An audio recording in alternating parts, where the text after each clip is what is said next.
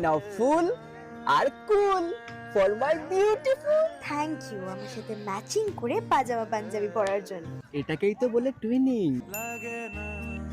Twinning না, tuning করার ধান্দা ছিল তোর বিয়ের আগে আমার সাথে। শালা হাওয়াসি, বিয়ের আগে তো খুব লেকের ধারে নিয়ে গিয়ে কুচু কুচু ইন্টু পিন্টু করতিস। খুব পিরিত ছিল না, খুব পিরিত। ভেবেছিলাম সরস্বতী পুজোর দিনে হলুদ শাড়িটা পরবো, তুমি আমার সাথে ম্যাচিং করে পাজামা পাঞ্জাবি পরবে। হ্যাঁ, ম্যাচিং করে পাজামা পাঞ্জাবি পরে তারপর পুরো ঘর আমি ঝাড়ামোছা করবো। যবে থেকে তোমায় বিয়ে করেছি আমার জীবনে আর সরস্বতী পুজো নেই, আমাবস্যা লেগে গেছে।